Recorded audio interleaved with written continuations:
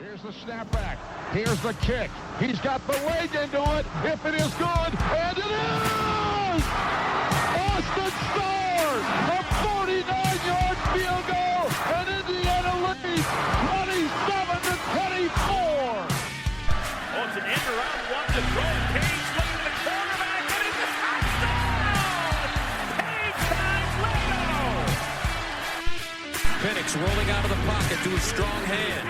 Delivers deep down the field. Caught, touchdown! Fry Vogel again.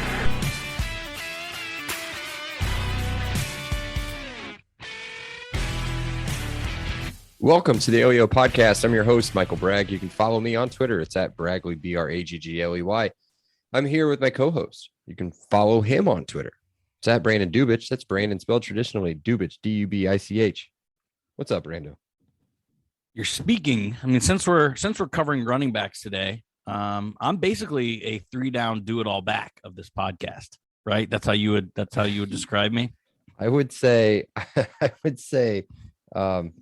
it's more of yeah. I'm more of a Deebo Samuel in the backfield. I would say this is more of a running back by committee here, with not necessarily any stars, but somebody might have a decent game every once in a while. So, Nothing somebody like self-deprecating humor, baby. That's right, man. Somebody that's never really going to rush for too much is our producer, Seth. Short yardage back. Back. That's right. And if you haven't done it already, you can block him on Twitter. It's at Say Top 5 SETAH5. What's up, Seth? What was the guy from the Browns, D'Ernest Johnson, who came in for like 2 games, had like 275 yards? You're That's much me. more. If we're talking That's about me. Cleveland Browns, you're like definitely a Peyton Hillis. Yep. What? That Although was I guess not- he would get a Madden cover, Madden baby. cover. Yeah. Fan What's vote up? Madden cover. Nobody's voting for him out of this podcast. Yeah, well, let's move on. A couple quick updates. I don't know if it's even really mentioning anything. Mark Emmert stepping down as NCAA president. Do you have any thoughts on that? Thank God. I mean, he's horrendous. Yeah. Now the thing that I've seen is just like Roger Goodell, just like most presidents, commissioners, they're just puppets for the major schools or organizations, right? So how much can a good president really do? I don't have the answer to that, but him leaving is a good thing. I mean, put that on record. Maybe. So Well, it's like Elon Musk takes over or something like that. Is that a thing? Can he buy the NCAA? Yeah. No, I don't know. He might. Saw saw Musk. a hilarious tweet that is like, if he doesn't change the name of Twitter to MySpace X, he has done this for no reason. That's pretty good. That's pretty good. If he does that, that's really going to ruin our intro. You can follow me on MySpace X. Yeah, I don't know. It doesn't flow as well. Maybe it's Musk-sphere. okay. Might be okay. The other thing, our coach CTA was on with another podcast, the Hoosier Hysterics podcast, and he talked about the process of firing Nick Sheridan. Decent listen if you guys want to go check that out. Yeah, he as I think we assumed when we talked about it earlier this year or end of last year, he didn't like it. So some of the quotes coming out can be, everybody's human. It can be a little bit heartbreaking to kind of hear what he had to do and how he took it and everything. So, have you guys ever been part of like really tough firings, like where people took it really, really hard? No, not yet. No. So I'm going to leave out the names and stuff. My company acquired a company, and the owner of that company came on my team. Right? We had a clause that we had to keep him on board for 12 months. Immediately at 12 months, they're like, fire him. So I go to fire him, and he just breaks down crying. First, you stole my company. Now you're firing me. My life's over. And I'm just sitting there like, just regurgitating HR speak, because HR was like, say this, only this. So he's like, quit being a robot. Be real to me. Say real words. And I just kept repeating the same thing over and over and over again. Mm. It was not great. I mean, I guess we had someone that I think we went into the meeting with the intention of kind of letting themselves go. And he did that. And then he got into some pretty emotional, personal stuff he was going through. And kind of, I think he did it on purpose. I think he was kind of oh God, they're going to fire me. I got to talk about this and start crying because I'm a full grown adult male in here crying about something, which is fine. But I'm talking about crying about something totally unrelated from my job in a job firing. Do we think Nick scene. Sheridan did that? No, I think he had to have seen the writing on the wall, right? Most people do. Yeah. Most self-aware people do. Yeah. Seth. Oh, you unmuted yourself. You can't just unmute yourself and just smile into the microphone. C- producing right there. I know. All right. You know what's not C-? I hope our running back room. Let's talk about IU football running back room. Not a great transition, but I don't know. The more I read about it, the more I talk myself into thinking that it's a hell of a room. So hope season, baby. Hope season. That's right. Again, we talked about this last week with the quarterbacks. Nobody freaking knows, dude. Nobody knows until we start playing some football or get into some fall camp at least. We know less about the running backs than we know about the quarterbacks, to be honest. I mean, at least we sort of know what a maybe healthy Tuttle looks like. Or we're going to get into this player by player, and it's just, and we're just, there's one, especially with player. a new offense, right? Yeah. Especially with a new offense, it's like, okay. There's one player that we've seen for more than 1 year in an IU uniform, and apparently on this outline, my favorite player. Yes, we can start with him, or do you want to finish with? Him. Okay, well, let's start with at least the one player that we know that we have a decent amount of statage and film on, and has kind of already made some sparks in spring practice. That's Shaun Shivers, transfer out of Auburn, the 5'7", 190-pound senior plus, which is the COVID year. I came up with a new kind of comparison for him because my kids have been watching this movie quite a bit, but we've always called him a human bowling ball, but he's like Sonic. Yeah. Super fast. Great low movie, to the ground. Great movie's stretching it, I think. Good movie. I like James Marsden. Seth's got something to say here. I'll vouch for the sequel too. They're both very fun. Who's the James guy? Is he like the main character? Not Jim Carrey? Okay. Yeah. Who is Sonic? Who plays Ben Sonic? Schwartz. Okay. All right. Oh, you're the worst. You're the worst. You're the worst. Yeah, so Shaun Shivers, back to him.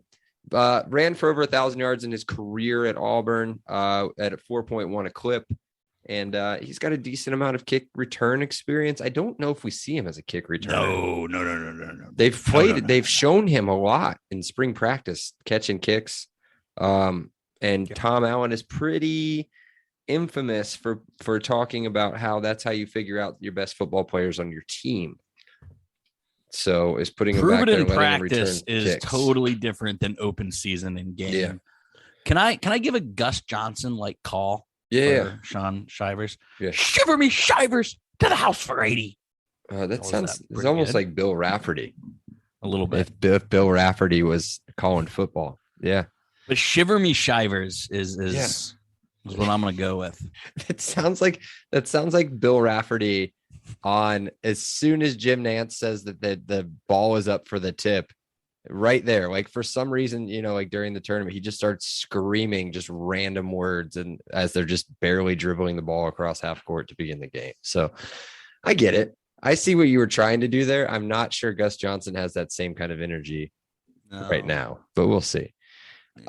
Anything else we want to add on Shivers before we move on to the next transfer? He brings something that we haven't had in a few years, right? I mean, love, oh my God, I already forgot his name. The transfer from USC, love Stevie Scott. Oh, but Stephen Carr.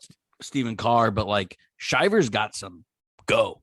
He's got some go to him. And that's huge addition to the room. When's the last time we've had a tiny back, like a tiny I'm trying to think, man. I can Divine Redding, does that count, or was he? He was short, but I mean, he was still big. Yeah, I don't know, man. I mean, I'm excited to see him play. I'm intrigued by the next guy because there's not a lot there right now. Josh Henderson, the transfer from UNC, 5'11", 214-pound senior. He has 200 yards carrying the football over 3 years of football experience. Now, I mean, look at who he was behind. It's true. I mean, name them. Javonte Williams and Michael Carter. Yeah, both in the NFL, both probably starters next year. QB or RB. Melvin Gordon just got signed, but yes, I mean, who did they're Melvin both Gordon get signed by? the Broncos. Back by the Broncos. Okay, yeah, but he's not starting.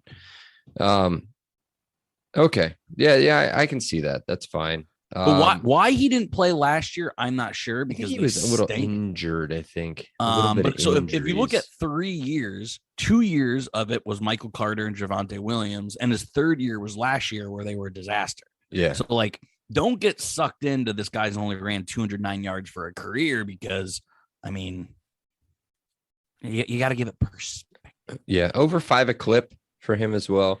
So in limited more traditional time, back. Decent. Yeah, yes. 5'11", 214, as I said, pretty good build for a running back.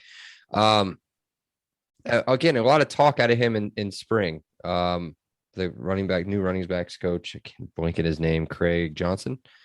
I believe Coach Craig Johnson. He was talking about him quite a bit in his press conference, as well as Bell. So we'll see how that turns out. Again, we don't know a lot about who we're talking about, to be totally honest. We're just kind of giving our thoughts. There you go.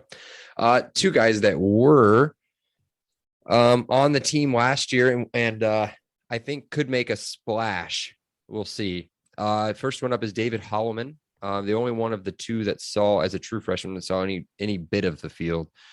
6 foot, 205 redshirt freshman. He did redshirt last year, made the appearance in 4 games, I believe, right on the edge, and then they cut him off. I think his most famous moment was when he wore the messed up jersey at Iowa, which isn't saying a lot. I mean, for what... but we still kind of know more about Shivers and Henderson than we do Holloman, man. Yeah. I mean, we both loved them. I mean, we sat on this podcast and raved about him. Yep. I think we really, really like what he brings. Really good balance with his running mate that we're about to talk about, but we don't know. Yeah, we don't know. I would be surprised, but not overly surprised if he sees a lot of the field this year. Again, young, he's got 2 very experienced players in front of him. Another experienced player that we'll talk about here at the end. Things that went off the rails if he's getting playing time. Well, I mean, he's a freaking stud. Yeah, could be a stud. And this next guy, I think, is a stud. To be totally honest with you, if he can stay healthy, Brandon, the dude is 6'3", 235 pounds. Trent Holland. I wrote it down as my most intriguing player as far as a returning running back coming back from last year. He was injured again. He was injured towards the end of his high school career as well. Never really saw the field. This dude has drawn comparisons to Tevin Coleman, some other things as far as what they've seen. Yeah, the height definitely was. Tevin ever that big? 6, I think they said 6'1". He ran like you would think he's 6'3". He ran so high. He did that. Very vertical. Hit the hole and go. Trent Holland is a big bruiser, good hands out of the backfield. Real intrigued to see what he can do this year. As well. And then the next 2 guys, I'll let you talk about them. They're more kind of your your vibe. I'm a scat man. Yeah, you are a scat man.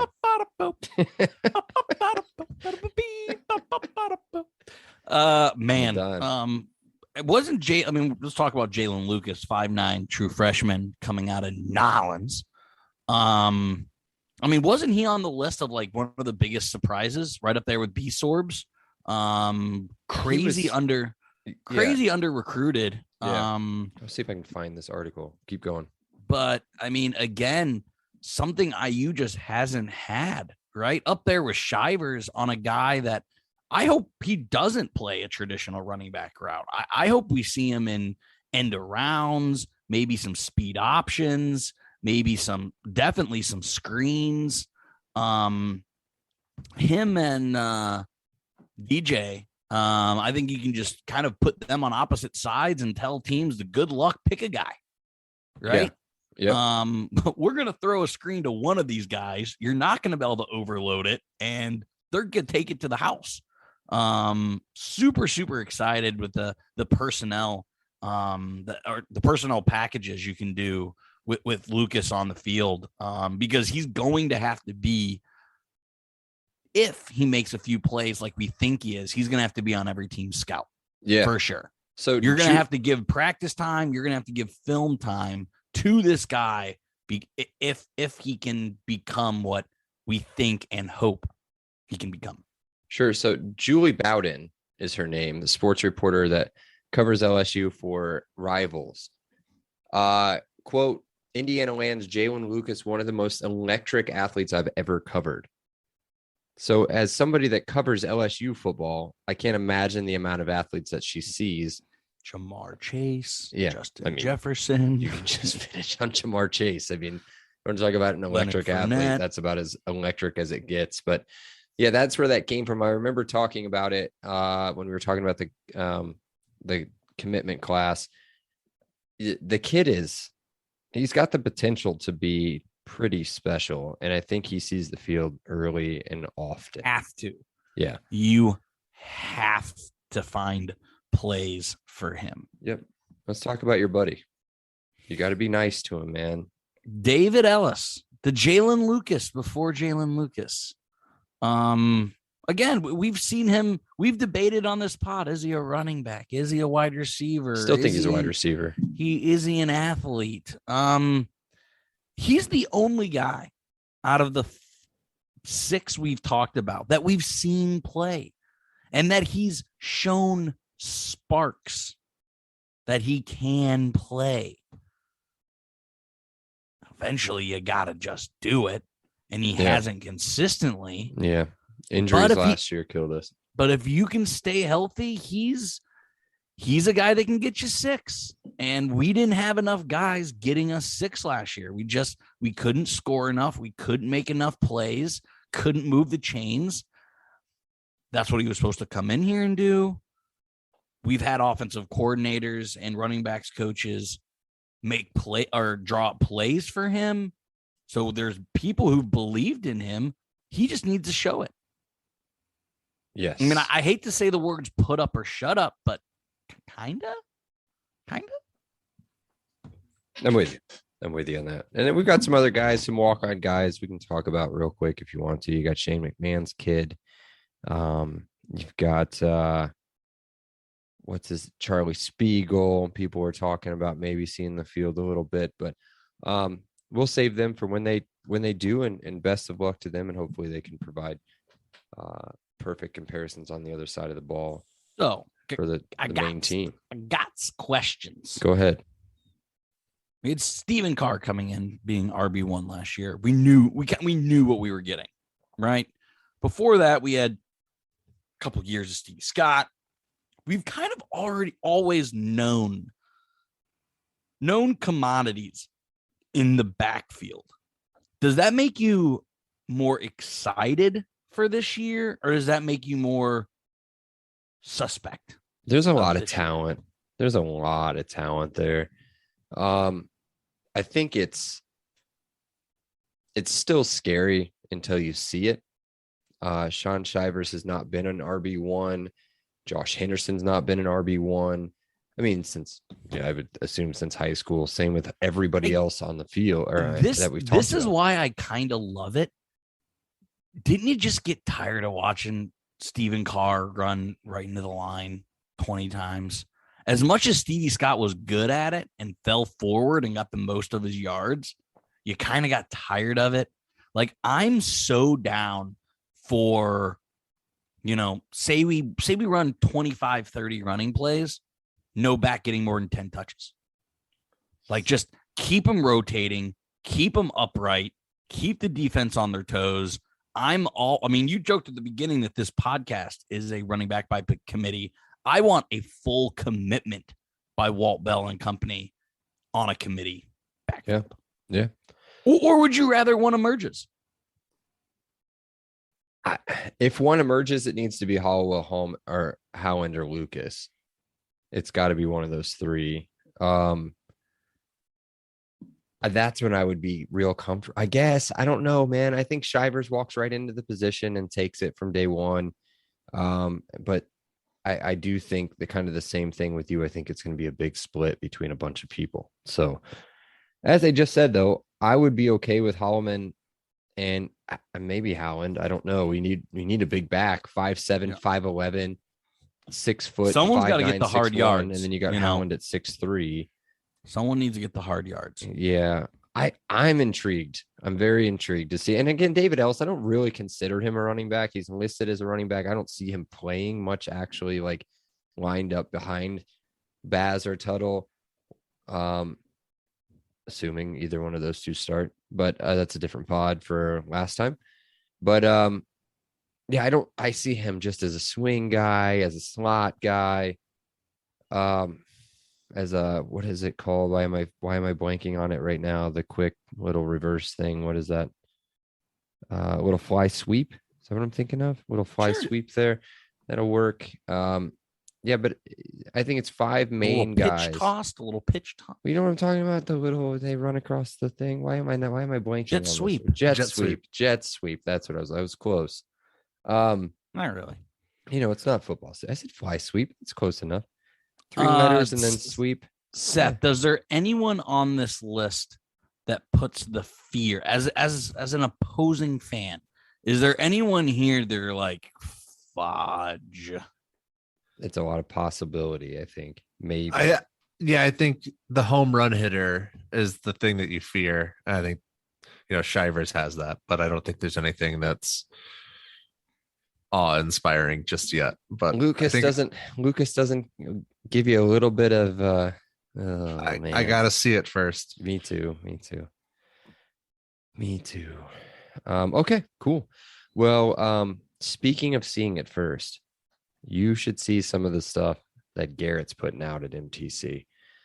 And MTC, if you guys haven't known, is our sponsor, Monon Track Club. It's Indiana's running brand built on a deep love for the sport and the Hoosier State. They craft products, tell stories, and create experiences that aim to celebrate, support, and add to Indiana's running culture. Check out the link in the show notes for more details on their club runs and to shop their gear from shirts to hoodies to koozies. As I said, Garrett's coming out with some new stuff, and it is awesome. I don't even run, but I buy the shirts. Sometimes they're given to me, but I still wear them all the time. Love them. Right now, they're offering 10% off your order. Could be your buddy's order too. Just tell them about it. LEO10 at checkout, LEO10, get you 10% off. Now, back to the show. The reason why everybody tuned in, it's Brando's Randos. Brandon, what do you got? Okay, I got a lot today. I got a lot of questions. Great.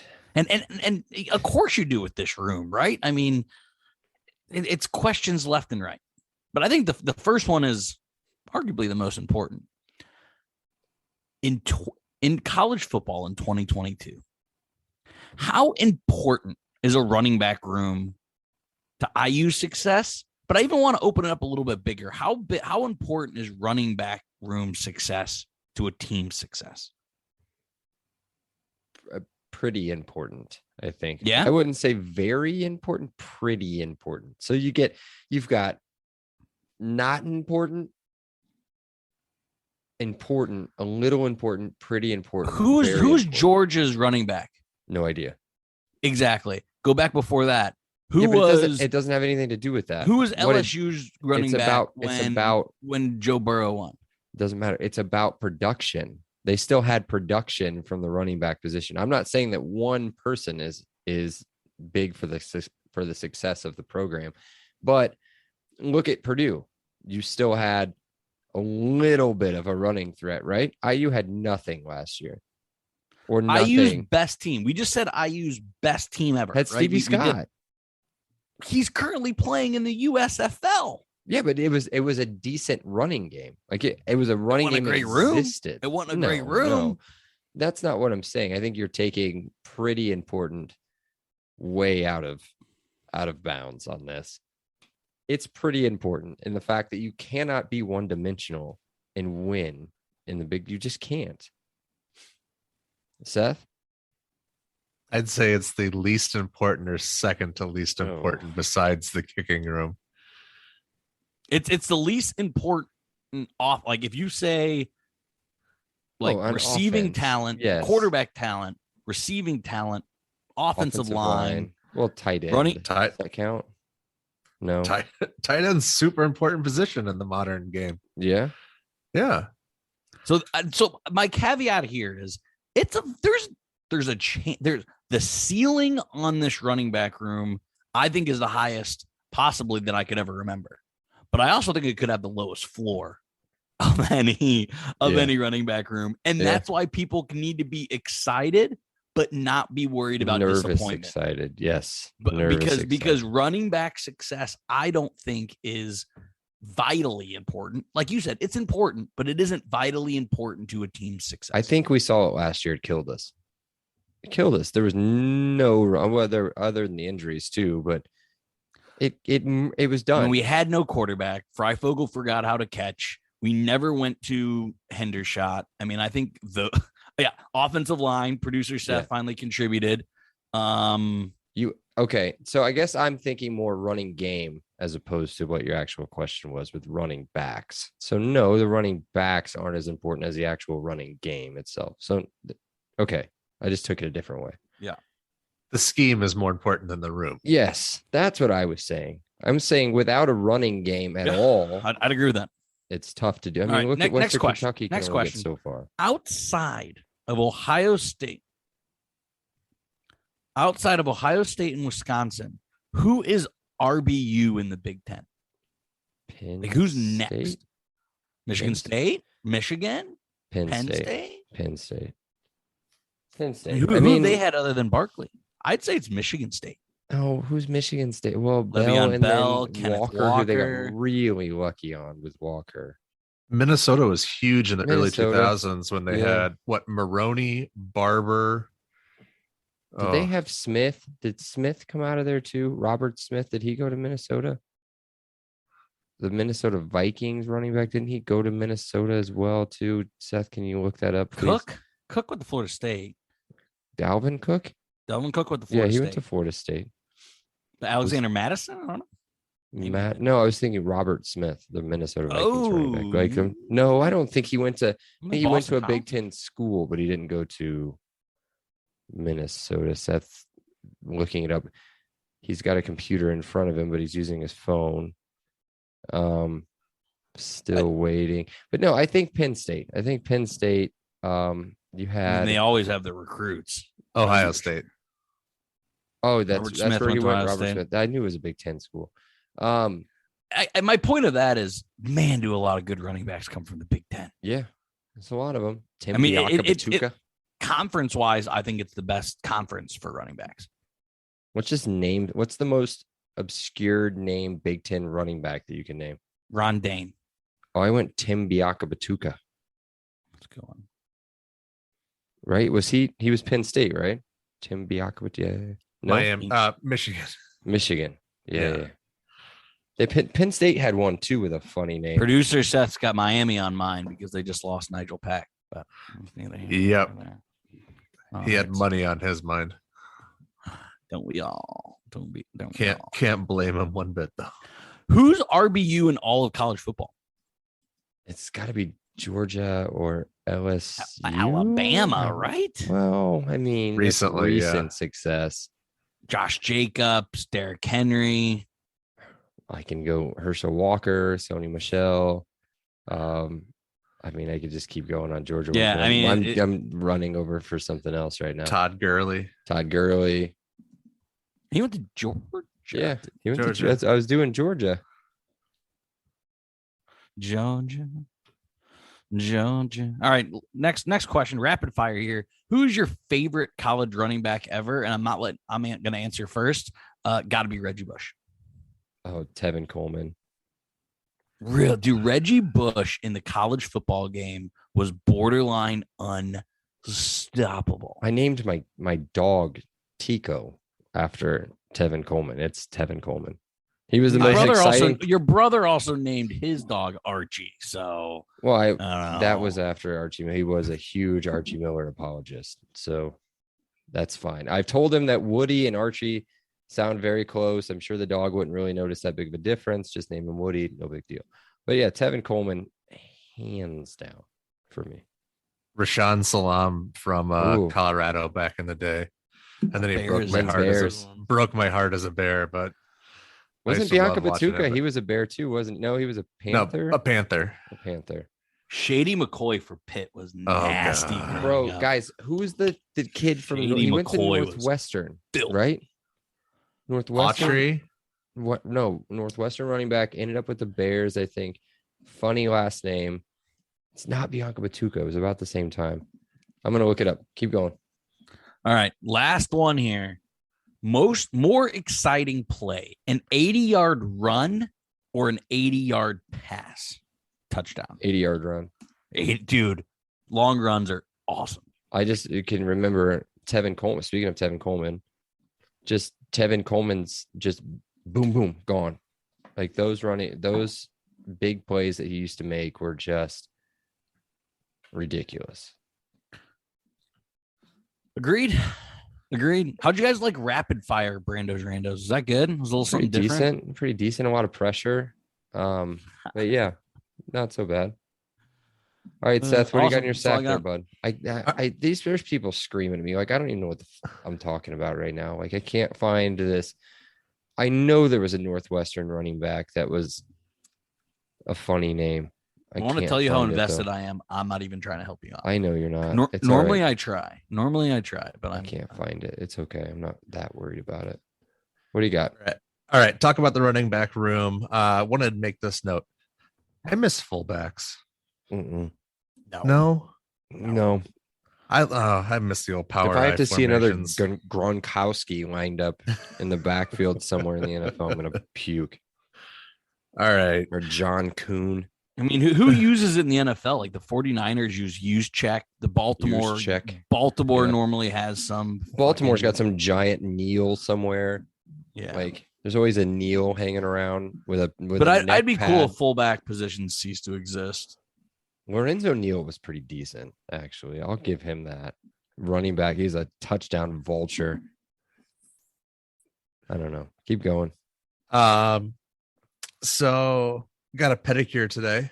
It's pretty Why? interesting. You're just bored. doing a little pampering. You're doing Treat yourself, kid. pre-new job pampering, are you? You're gonna go jeans and flip flops at the new job? No, showing off my new tattoo as well. Oh yeah. Yeah, there we go. All right, Brandon, I'm surprised you didn't bring this up, so I'll tee this up for you. What the draft starts tomorrow night? So excited. Any predictions? Just want to throw anything out there? So I got a couple. Go listen to my pod where we did a full mock draft yesterday. But I do think the number one pick will be Trevon Walker. There will not be a quarterback taken in the top 10. Yep. And there will be up to 6 wide receivers taken. The run on wide receivers is going to be insane, mostly because the Packers, the Chiefs, the Saints, the Jets, there are so many wide receiver needy teams. But this has a chance to be the most chaotic draft. Nobody knows what's going on. Like normally my whole thing is in my, I think 3 years of draft coverage is, I'm always like the real draft starts at 5. The real draft starts at 7. The real draft starts at 4. The draft starts at 1 because we have no idea who's going 1, who's going 2. It should be really, really fun. I'm really stoked for the draft. Do you think we find out tomorrow where they do the thing where they just go ahead and sign the guy, the number one pick?